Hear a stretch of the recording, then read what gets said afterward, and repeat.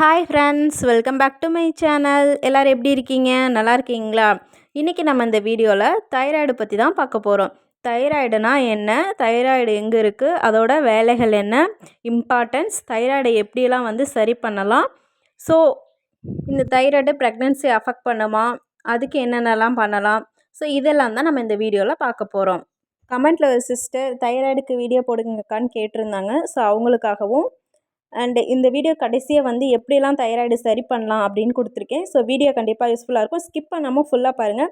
வீடியோக்குள்ளே போகிறதுக்கு முன்னாடி நம்ம சேனலுக்கு புதுசாக வந்திருக்கீங்கன்னா சப்ஸ்கிரைப் பண்ணி பெல் ஐக்கன் அழுத்துங்க. அப்போ தான் நான் போடுற வீடியோ உடனுக்குடனே வரும். வாங்க வீடியோக்குள்ளே போகலாம். தைராய்டு ஆரம்ப நிலையில் இருந்துச்சுன்னா ஈஸியாகவே குறைக்கலாங்க. ப்ரெக்னன்சிக்கு ட்ரை பண்ணுறவங்க நான் சொல்கிறதெல்லாம் ஃபாலோ பண்ணி ரிவர்ஸ் பண்ணிவிட்டு ட்ரை பண்ணுங்கள். தைராய்டுக்கெலாம் நமக்கு கழுத்து பகுதியில் வண்ணத்து பூச்சி பட்டர்ஃப்ளை ஷேப்பில் இருக்கக்கூடியது. நீங்கள் கண்ணாடி முன்னாடி நின்று தண்ணி குடித்து பார்த்தீங்கன்னா நல்லாவே விசிபிளாக தெரியும். Right side left side T3 T4 அப்படின்ற ஹார்மோன் இருக்கும். அது மட்டும் இல்லாமல் நமக்கு பிரெயினில் சிக்னல் பாஸ் ஆகிறதுக்கு TSHன்னு ஒரு ஹார்மோன் இருக்கும். ஸோ இந்த மூணும் சேர்ந்து தான் நமக்கு தைராய்டு கிளாண்டில் வேலை செய்யுது. ஸோ நம்ம சாப்பிட்ற ஃபுட்டை எனர்ஜியாக கன்வெர்ட் பண்ணி பாடி செல்ஸ் எல்லாத்துக்குமே நமக்கு அனுப்புது. இன்சுலின்ற ஒரு ஹார்மோன் எல்லாருக்குமே தெரியும். ஸோ அதே மாதிரி தான் இந்த தைராய்டு கிளாண்டும் நமக்கு செல்லோட க்ரோத்து, மெட்டபாலிசம் இது எல்லாத்துக்குமே நமக்கு ஹெல்ப் பண்ணுது. ஸோ இந்த தைராய்டு என்னென்னா நார்மலான அளவுகள் பார்த்திங்கன்னா TSH 0.45 to 4.5 மில்லிகிராம் இருக்கணும். T3 80லேருந்து 220 வரைக்கும் இருக்கலாம். T4 5லேருந்து 12 கிராம் அந்த மாதிரி இருக்கலாம்.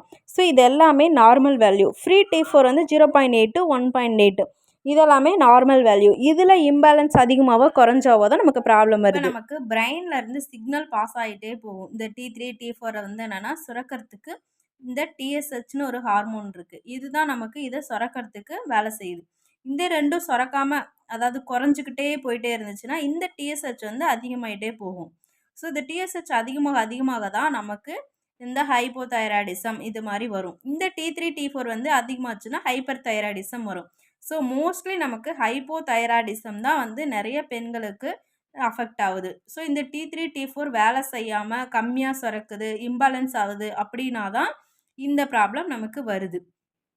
இந்த T3 T4 TSH இது எல்லாமே ஒழுங்காக வேலை செய்யலை அப்படின்னிங்கன்னா நீங்கள் என்ன தான் சாப்பிட்டாலும் ஓட்டப்பானையில் தண்ணி ஊற்றின கதை மாதிரி தான். நம்ம நல்லா சத்தானது சாப்பிட்டா கூட நமக்கு பொலிவே வராது. மாத்திரை சாப்பிட்டாலுமே நமக்கு இன்ஸ்டண்ட்டாக எனர்ஜி கொடுக்கும். ஏன்னா நம்ம கிளாண்டு பண்ணுற வேலையை மாத்திரை பண்ணுதுன்னு சொல்லி கிளாண்டு ஒழுங்காக நமக்கு எந்த வேலையுமே செய்யாது. ஏன்னா கிளாண்டு ரொம்ப ரொம்ப முக்கியமாக செரிமானம், மோஷன் இது எல்லாத்துக்குமே இந்த கிளாண்டு வேலை செய்கிறதுக்கு ரொம்ப ஹெல்ப் பண்ணும். ஸோ இதெல்லாமே நமக்கு அஃபெக்ட் ஆகும்போது நிறைய சிம்டம்ஸ் நமக்கு வரும். ஸோ அந்த சிம்டம்ஸ்லாம் நம்ம ஒவ்வொன்றா பார்க்கலாம். இது எதனால் வருதுன்னு பார்த்திங்கன்னா 2 காரணம் இருக்குது. ஒன்று ஜெனட்டிக்காக வரும். அதாவது அம்மாவுக்கு இல்லை பரம்பரையில் வேறு யாருக்காவது இருந்துச்சு அப்படின்னா நமக்கு வரும். இது நம்ம தடுக்க முடியாது. இன்னொன்று பார்த்திங்கன்னா நம்ம லைஃப் ஸ்டைல் சேஞ்சஸ்னால வரக்கூடியது. நம்ம ஃபுட்டு எடுத்துக்கிற ஃபுட்டு, ஸ்ட்ரெஸ்ஸு அப்படி இல்லைன்னா நம்ம ரொம்ப நம்ம சாப்பிட்டு குண்டாகிறது, உடற்பருமன் இதெல்லாமே தான் இதுக்கு மெயின் காரணம். இன்னொன்று ப்ரெக்னென்சிக்கு அப்புறம் சில பேருக்கு இது வரும். ஸோ இது மாதிரி நமக்கு லைஃப் ஸ்டைல் சேஞ்சஸ்னால் வரக்கூடியது. 2 காரணம் தைராய்டு வரத்துக்கு இருக்குது. ஸோ இந்த தைராய்டு என்னென்ன சிம்டம்ஸ் இருக்குதுன்னு நான் சொல்கிறேன். அந்த சிம்டம்ஸ்லாம் உங்களுக்கு இருக்கா அப்படின்னு சொல்லி பாருங்கள். ஸோ இந்த சிம்டம்ஸ்லாம் உங்களுக்கு ஸ்டார்டிங்லேயே தெரிஞ்சிச்சு அப்படின்னா ஈஸியாகவே க்யூர் பண்ணிடலாம். வாங்க என்னென்ன சிம்டம்ஸ்ன்னு பார்க்கலாம். உடல் எடை, வெயிட் கெயின் திடீர்னு ஆவீங்க. ஹேர் லாஸ் ஆகும். பீரியட்ஸ்லாம் பார்த்திங்கன்னா இர்ரெகுலராக வரும். மூட்டு வலி, உமன்ஸ் மென்ஸ் 2 பேர்த்துக்குமே மூட்டு வலி இருக்கும். தூக்கம் டிஸ்டர்ப் ஆகும். நல்லா 8லேருந்து 10 மணி நேரம் தூங்கினா கூட டயர்டாக இருக்கும். உடம்பெல்லாம் பார்த்திங்கன்னா வறட்சியாக இருக்கும். கான்ஸ்டிபேஷன் வரும். நம்ம ஒரு பொருள் வச்சோம் அப்படின்னா அந்த இடத்துல வச்சது நமக்கு மறந்து போகும். மெமரி கொஞ்சம் லாஸ் ஆகும். கொஞ்சம் ஸ்லோ திங்கராக இருப்போம். கொலஸ்ட்ரால் லெவல்லாம் திடீர்னு அதிகமாகும். ஸோ இதெல்லாமே இருந்துச்சு அப்படின்னா இந்த சிம்டம்ஸ்லாம் உங்களுக்கு இருக்கான்னு செக் பண்ணி பாருங்கள். இருந்துச்சுன்னா இது ஹைப்போதைராய்டிசம் அப்படின்னு சொல்லுவோம். நெக்ஸ்ட் டைப் பார்த்திங்கன்னா வெயிட் திடீர்னு ரொம்ப லாஸ் ஆவீங்க. டெய்லி ஒரு நாளைக்கு 2 டைம் மோஷன் போகிறது, IBS இர்ரெகுலர் பவல் சிண்ட்ரோம் இதெல்லாம் வரும்.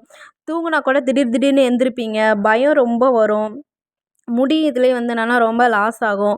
ரேஷஸ் வரும் அடிக்கடி தோல்லலாம் பார்த்திங்கன்னா. பீரியட் திடீர்னு அதிகமாகும், குறையும், இல்லைன்னா ஸ்டாப் ஆகிடும். உடம்பு திடீர்னு வேக்க ஆரம்பிக்கும். கொலஸ்ட்ரால் லெவல்லாம் கம்மியாகும். ஸ்ட்ரெஸ்ஸு ரொம்பவே அதிகமாகும். இரிட்டேட்டாக இருப்பீங்க ரொம்ப. இதெல்லாம் இருந்துச்சுன்னா ஹைப்பர் தைராய்டிசம்னு சொல்லுவாங்க. இன்னொரு டைப் வந்து ஆட்டோ இம்யூன் ஹசிமோட்டாஸ்ன்னு இருக்குது. அது தன்னைத்தானே அழிச்சிக்கக்கூடிய ஒரு இம்யூன் டிசீஸு. இது வந்து என்னென்னா ரேராக வந்து வரக்கூடியது. ஸோ இந்த தைராய்டு கிளாண்ட் பார்த்திங்கன்னா மென்னுக்கும் உமனுக்கும் ரொம்ப ரொம்ப இம்பார்ட்டன்ட். பெண்களுக்கு பார்த்திங்கன்னா மாதவிடாயில் ரொம்ப பிரச்சனை ஏற்படுத்தும். ஆண்களுக்கு பார்த்திங்கன்னா விந்தணுக்கள் அதில் வந்து என்னென்னா பிரச்சனை ஏற்படுத்தும். ஸோ இது எல்லாமே நமக்கு ப்ரெக்னன்சியில் ரொம்பவே அஃபெக்ட் பண்ணும். ப்ரெக்னென்ட் ஆகிறவங்களுக்கு இந்த ஹார்மோன் ரொம்பவே ரொம்ப இம்பார்ட்டன்ட். ஸோ இதை நம்ம சரி பண்ண என்னெல்லாம் பண்ணலாம், என்னெல்லாம் பண்ணக்கூடாதுன்னு பார்க்கலாம் வாங்க. ஸோ இந்த தைராய்டு ஹார்மோன் இம்பேலன்ஸ் வரனால நமக்கு பீரியட் வந்து பெண்களுக்கு தள்ளி தள்ளி வரும். ஸோ இந்த மாதவிடாய் சுழற்சியில் கரெக்டாக நடக்கக்கூடிய இந்த கருமுட்டை வெளியிடுதல் அந்த நிகழ்வு நடக்காமல் ஓவலேஷன் கண்டிஷனுக்கு கொண்டு போய் விட்டுரும். கருமுட்டை வெளியிடுதல் நடக்கலைன்னா நமக்கு ப்ரெக்னென்சி சான்சஸ் ரொம்பவே கம்மியாகும். இதனால தான் கருவுறுதலில் நமக்கு பிரச்சனை ஏற்படும். ஸோ இது எல்லாமே நமக்கு ப்ரெக்னென்சி சான்சஸ் வந்து ரொம்பவே அஃபெக்ட் பண்ணும். ஸோ தைராய்டு ஹெல்த்து ரொம்ப ரொம்ப நமக்கு ப்ரெக்னென்சியில் இம்பார்ட்டன்ட். தைராய்டை நம்ம கவனிக்காமல் இருந்து ப்ரெக்னென்ட் ஆனால் என்னென்ன அஃபெக்ட் ஆகும்னு நான் வீடியோ கடைசியில் சொல்கிறேன் பாருங்கள். அதுக்கு முன்னாடி தைராய்டை எப்படி நம்ம ஃபுட்டில் சரி பண்ணலாம், இன்கேஸ் தைராய்டு எனக்கு இப்போ தான் ஸ்டார்ட் ஆகிருக்கு அப்படின்றவங்க இதெல்லாம் ஃபாலோ பண்ணிங்கன்னா கண்டிப்பாக வந்து தைராய்டை நல்லாவே இம்ப்ரூவ் பண்ணிவிட்டு நீங்கள் ப்ரெக்னன்சிக்கு பிளான் பண்ணலாம். ஃபஸ்ட்டு நம்ம வீட்டில் யூஸ் பண்ணுறக்கூடிய உப்பு அயோடைஸ்டு சால்ட்டு வந்து என்னென்னா ஒரு 1/2 ஸ்பூன் யூஸ் பண்ணலாம். அப்படி இல்லைன்னா இந்து உப்பு அப்படின்னு சொல்லுவாங்க, ஹிமாலயன் சால்ட்டு, அதை நீங்கள் ரெகுலராக யூஸ் பண்ண ஆரம்பிக்கலாம். அதுக்கப்புறம் ரொம்ப முக்கியமாக செலினியம் அப்படின்ற ஒரு சத்து தைராய்டை ரொம்பவே நல்லா இம்ப்ரூவ் பண்ண ஹெல்ப் பண்ணும். இந்த செலினியம் உள்ள ஃபுட்டை நீங்கள் தேர்ந்தெடுத்து சாப்பிடும்போது நல்லாவே வந்து ரிவர்ஸ் பண்ணலாம். ஸோ இந்த செலினியம் எதுலலாம் அதிகமாக இருக்குதுன்னு பார்த்தீங்கன்னா மெயினாக ஃபஸ்ட்டு வந்து பிரேசில் நட்டு. இந்த பிரேசில் நட்டு அமேசான், ஃப்ளிப்கார்ட் இதில் எல்லாமே கிடைக்கக்கூடியது. இதை நீங்கள் ஆர்டர் பண்ணி நல்லாவே ஒரு நாளைக்கு 1, 2 அந்த மாதிரி நீங்கள் சாப்பிட்டிங்கன்னா நல்லா இம்ப்ரூவ் பண்ணும்.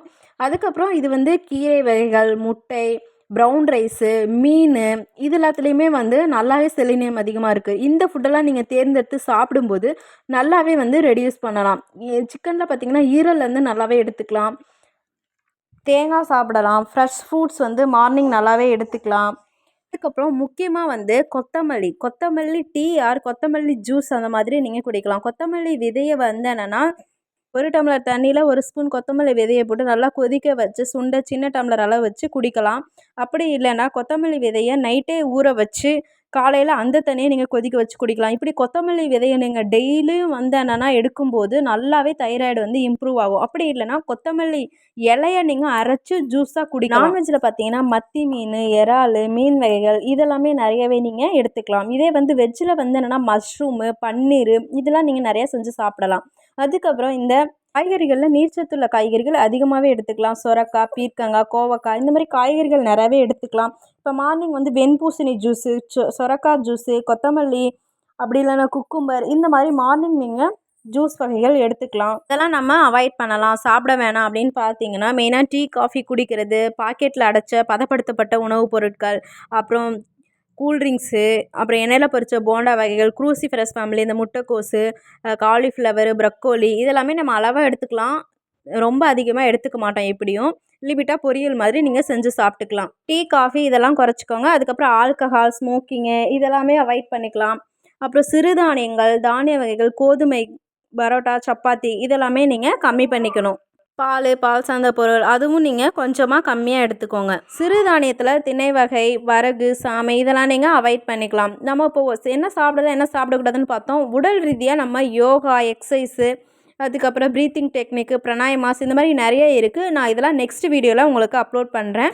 இப்போ நம்ம ப்ரெக்னென்சியில் இது என்ன அஃபெக்ட் பண்ணுது அப்படின்னு பார்த்தீங்க அப்படின்னா ப்ரெக்னென்ட் ஆனதுமே டிஎஸ்ஹெச் லெவல் எவ்வளோ இருக்குதுன்னு செக் பண்ணிவிட்டு அதுக்கேற்ற மாதிரி நம்ம டேப்லெட் ஸ்டார்ட் பண்ணணும். அப்படி இல்லை அப்படின்னா ஃபஸ்ட் ட்ரைமிஸ்டர் அதாவது டேட்டிங் ஸ்கேன் அதில் வந்து ஹார்ட் பீட் வந்து நமக்கு வராமல் அபார்ஷன் ஆகிறது, மிஸ்கேரேஜ் ஆகிறது நடக்கும். செகண்ட் ட்ரைமிஸ்டரில் பார்த்திங்கன்னா ப்ரீடம் லேபர் நடக்கும். பிபி அதிகமாகி ப்ரீ எக்லாம்சியா அந்த மாதிரிலாம் நமக்கு நடக்க சான்சஸ் இருக்குது. அதுக்கப்புறம் டெலிவரியில் வந்து காம்ப்ளிகேஷன், சி செக்ஷனில் வந்து அனஸ்தீசியா கொடுக்கறதுக்கு ரொம்ப காம்ப்ளிகேட் ஆகும். டிஎஸ்ஹெச் லெவல் வந்து ப்ராப்ளமாக இருந்துச்சு அப்படின்னா. அதுக்கப்புறம் போஸ்ட்மார்ட்டமில் வந்து டெலிவரியில் அதிகமாக நமக்கு உதிரப்போக்கு ஏற்படும்.